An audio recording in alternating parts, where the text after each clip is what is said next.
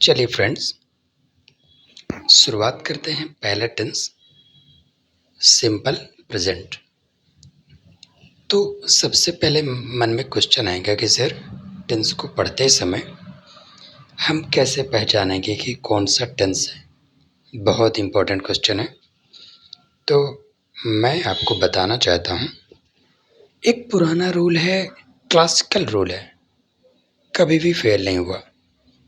तो मैं आपको बताना चाहूँगा कि कोई भी वाक्य है, यदि उन वाक्यों के अंत में ता है आता है, ती है आती है, या फिर ते हैं आते हैं, तो सेंटेंस आपका सिंपल प्रेजेंट यानी प्रेजेंट इंडेफिनिट में होगा। जैसे गीता एक किताब पढ़ती है, सेंटेंस का लास्ट ये है ती है। मैं सुबह टहलता हूँ, ता हूँ, वे हमेशा स्कूल जाते हैं, ते हैं। कहने का मतलब ये है कि कोई भी वाक्य है, अगर उन वाक्यों के अंत में ती है, ते हैं, ता है इत्यादि शब्द आते हैं, तो ये समझ लेते हैं कि टेंस हमारा सिंपल फ्यूचर में है। इनफैक्ट अगर मैं दूसरा तरीका आपको बताऊं तो ऐसे काम, ऐसे वर्क्स जो अक्सर आप करते हो, जैसे मैं सुबह उठता हूँ, मैं सुबह पढ़ता हूँ, मैं ब्रश करता हूँ, मैं नहाता हूँ, मैं खाना खाता हूँ, मैं स्कूल जाता हूँ, मैं लिखता हूँ, मैं पढ़ता हूँ, एसेट्रा एसेट्रा। कोई भी वर्क जो आप अक्सर करते हैं, वो सारे आपके वाक्य सिंपल प्रेजेंट के अंदर ही आते हैं। ये चीज़ें आपको अच्छी तरह से समझ लेनी है।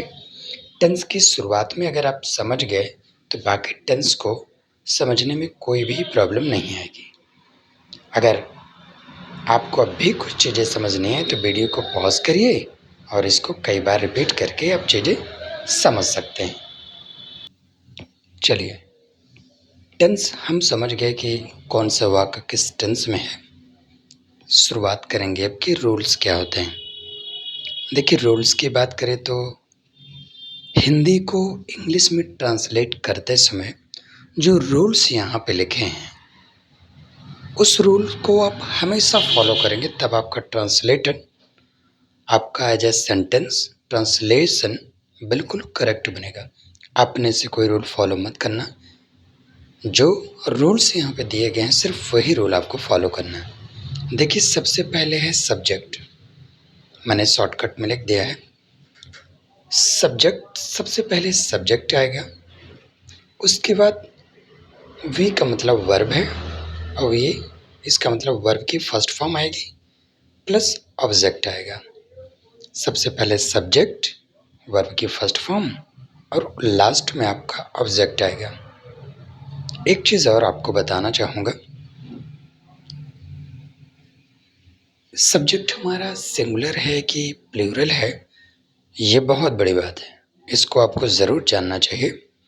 देखिए, अगर हम सिंगुलर की बात करें तो अगर आपके सेंटेंस में ही आया है, सी आया है, या फिर इट आया है, तो हम मान के चलते हैं सब्जेक्ट आपका सिंगुलर है।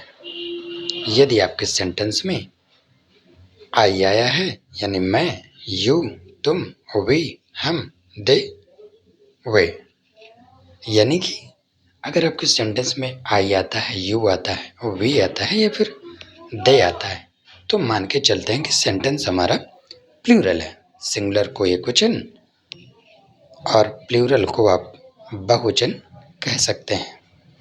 हाँ, एक नोट आप ज़रूर लिखिए।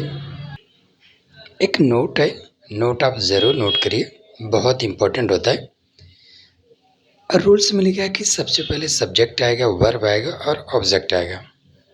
तो मैं आपको यहाँ पे बताना चाहता हूँ कि यदि आपका सेंटेंस सिंगुलर है, यदि आपका सेंटेंस सिंगुलर है, तो जो वर्ब है, यानी कि यहाँ पर जो वर्ब है उसमें आप यस या फिर यस जोड़ेंगे, तभी आपका सेंटेंस एकदम करेक्ट बनेगा।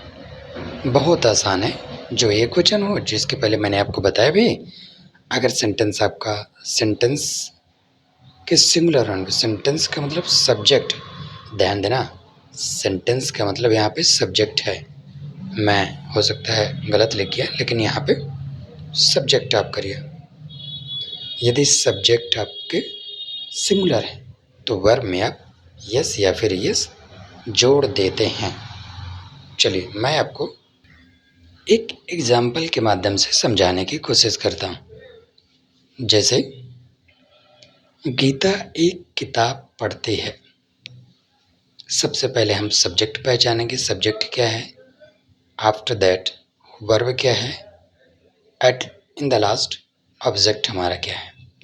सब्जेक्ट क्या है, वर्ब क्या है, ऑब्जेक्ट हमारा क्या है, इनकी जानकारी होना बहुत ही इम्पोर्टेंट है। चलिए बात करते हैं। सबसे पहले सब्जेक्ट, वर्ब और ऑब्जेक्ट, यानी कि मैं वर्ब से शुरुआत करता हूँ। आप इस हिंदी वाले वाक्य को पूरा पढ़िए। लिखा कि गीता एक किताब पढ़ती है, तो बहुत आसान है पहचानना। अब इसमें आप ये देखिए कि कौन सा काम हो रहा है। आप कहेंगे कि सर पढ़ने का काम हो रहा है, करेक्ट है। तो पढ़ने का काम हो रहा है तो वर्ब हमारी मिल गई। पढ़ने का काम कौन कर रहा है, तो आप बोलेंगे सर गीता कर रही है, तो हमारा सब्जेक्ट भी मिल गया। यानी काम को जो करता है वही हमारा सब्जेक्ट होता है। बात करते हैं ऑब्जेक्ट की। अब आपने ये सीखा कि गीता पढ़ती तो है, लेकिन अगर आप मन में एक क्वेश्चन कर दें कि सर पढ़ती तो है लेकिन क्या पढ़ती है, तो आंसर आपका आएगा एक किताब पढ़ती है। तो हमें अब हमारा सब्जेक्ट भी मिल गया, वर्ब भी मिल गई और ऑब्जेक्ट भी मिल गया। तो अब इसको ट्रांसलेट करते हैं। कैसे? सब्जेक्ट हमारा गीता है, गीता लिख लिया। गीता कौन सा काम कर रही है? पढ़ने का। पढ़ने को इंग्लिश में बोलते हैं रीड, READ। जो यस लगा है, यस को अभी मत देखिए। गीता रीड क्या पढ़ती है? एक किताब, यानी कि रीड अ बुक। और इसके पहले मैंने आपको नोट में लिखाया है, यदि आपका सब्जेक्ट एक वचन है यानी सिंगुलर है, तो फिर जो वर्ब है, वर्ब में आप यस जोड़ेंगे या फिर ईएस जोड़ेंगे। अब कहाँ पे यस जोड़ना है, कहाँ पे यस जोड़ना है, इसके बाद बताता हूँ, लेकिन उससे पहले समझ लीजिए। गीता रीड अ बुक आपका सेंटेंस है, तो गीता के एक वचन होने पर हमने वर्ब में एस जोड़ दिया। अब आपका पूरा सेंटेंस बन गया, गीता रीड्स अ बुक। लेकिन अगर यहाँ पे बहुवचन होता कि वे एक किताब पढ़ते हैं, तो फिर यस या इसका कोई ख्याल नहीं होता, सीधा सीधा सेंटेंस होता, they read a book. Okay, चलिए बात करेंगे कि कहाँ पे यस लगता है और कहाँ पे यस लगता है। ध्यान देंगे आप, यदि वर्ब में, ध्यान देना, यदि वर्ब का लास्ट वर्ड आपका CH आ जाए, CHH आ जाए, SH आ जाए, SS आ जाए, Z आ जाए, O आ जाए,